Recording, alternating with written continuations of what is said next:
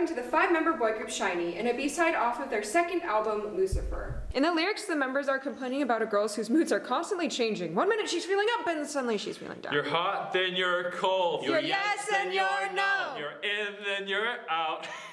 But she's so pretty, they're willing to put up with her emotional roller coaster. What? You can't. Watch out, it's a trap. It's a trap. Yeah, the song is composed by Wido, and the lyrics are co-written by the member Jonghyun, the member Minho, and the songwriter Misfit. 3, 2, 1.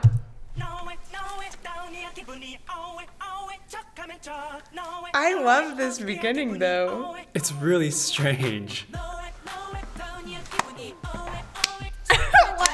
It's so happy and like sing-songy, playful, like in the schoolyard, you're holding hands. Yeah. Oh. Or are we getting the orchestral hit in there? Oh yeah, but it really sounds like Windows Vista, like error. You know what I'm talking about?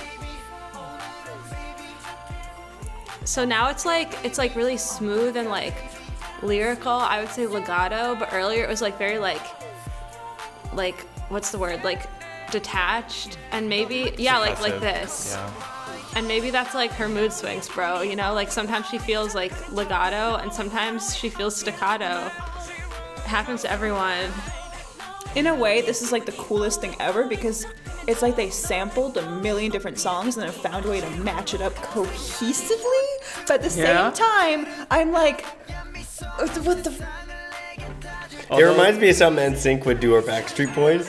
Yeah, but somehow the synths are still really good. Yeah. And like pretty modern sounding.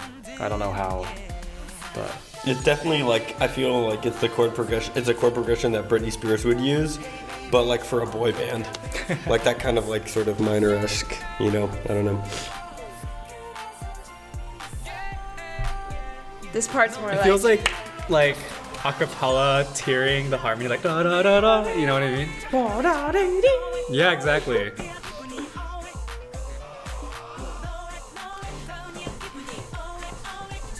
I love this part.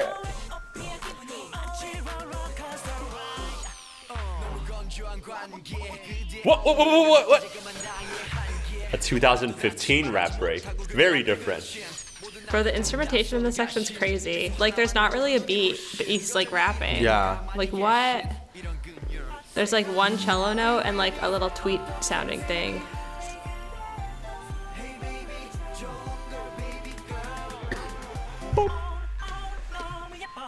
Do you hear that? Now it's gone, but... What the hell? What was that?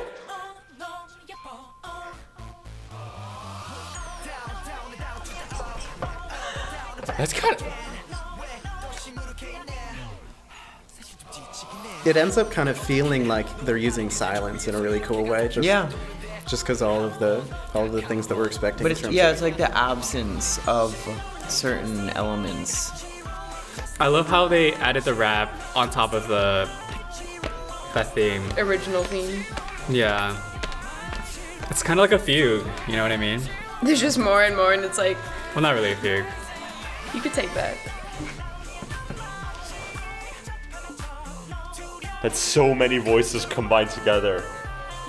Like singing separate things. No, and the little R&B's auto-tuned up. They've had the go in the background this whole time. That's it. Oh gosh. Any more coffee? It's also interesting. They're using like auto-tune like really prominently in one or two of these voices. I wear Aldos. Sorry. There's an ad. But they're using autotune like really, really a lot in one or two of these voices in the middle of the harmonies, which is another like really classic 2010 thing with T-Pain. It ends up sounding really cool though to hear that in the middle of voices that are less processed digitally. Exactly. It gives like a platform for certain voices to stand out. I don't know their hierarchy if they have like a lead singer, but they all seem to like mix together well. Retro. Autotune is like vintage now. That was interesting. Like you go into an antique store, you see some autotune, you're like, yeah, man. back in the day, back when I was a little kid. That was a nice blast from the past, I would say. Yeah. Just in that, I think the music at that time was like really starting to get a little funky. Like that whole, it was like, I don't know what words those were, but it certainly sounded like kind of out there. And just like the melody of whatever that was, it was just kind of like, okay. And then they'd add layers onto it to kind of build the song. Yeah. It reminds me of like Renaissance music that's based on chant. So like when they like state the chant, like, you know, one voice, like one line, one note at a time. And then like everybody comes in with like some polyphony, and then they like go back to chant later for like a line or two, and then we're back to polyphony. It's like the same thing. I want to like go back and like listen to it because I find all feel the little things. There was like little things like at the bottom of the like chorus or whatever that just like sneak in and then would be gone. I'd be like, did they just what? And then like later, like it was almost like that foreshadowing, like we're gonna do it. You know? No. I was so confused for so much of that song. I am really confused. So confused. It was well done though. I gotta say, But like, that's the thing, like, they put in a lot of cool It sounds was like together. the sampling thing. It was like I took like a whole array of songs. I went to the song buffet and I just like sampled like everything, and then just like it's very up and down. Yeah. Like weird. It was like we're like happy like a little kid show. Like yeah, go. Like are we like hip hopping? Or are we like in the kitchen baking? Well, to that I vein, don't it's know. very effective. I think the two big things vocally that stood out to me, the thirds that I said seemed to sound way more open, I think were open because the lower part of the third, I think it's like scale degree 6 and scale degree 1, like la and do.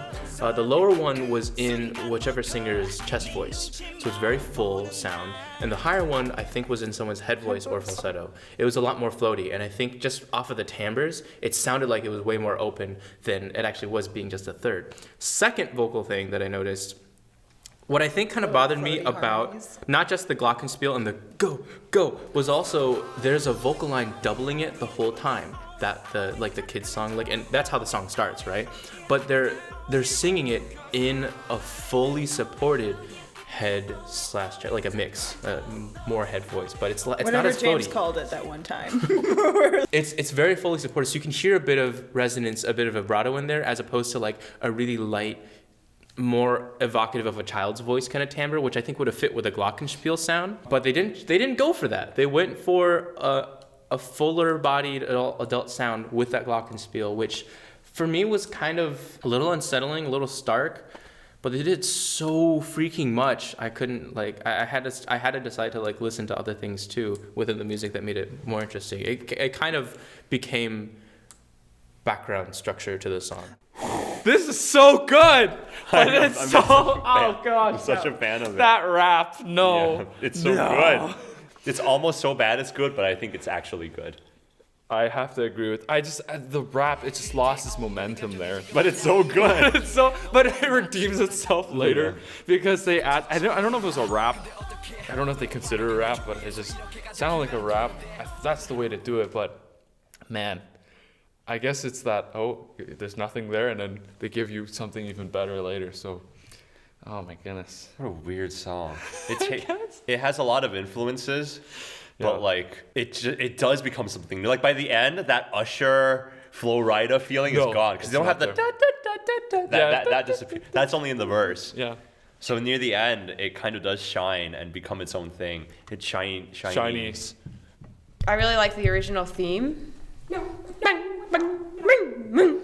Their voices sounded like plucked string instruments. Yeah, I liked how they structured almost the entire piece around that one motive. And then they have like these rap sections, and near the end we see at the recap where all of those elements line up and they stack on each other. I thought there was great use of syncopation and silence and anticipation and all those things. And then I don't know, very characteristic of a certain time that was Best. I thought it was really effective. Cool. That's interesting. I can't really remember what 2010 really sounded like. I don't remember it necessarily sounding like that though, so it's kind of interesting. You said you had something in the beginning you wanted to talk about? Yeah, it was really cool about how all of the articulations for all of like the rhythmic kicks that they were doing, they were all very strong. They were all very pointed. They were all also like staccato. There wasn't a whole lot of legato or anything like that or sustained thing going on. Changed as the song progressed, but they still kept that overall effect. It made the pulse have a little bit more weight to it, which was good for a tempo like that, you know? Oh, also, man, that like bass synth thing that they got going on at the end, woo, that was sick. I approve.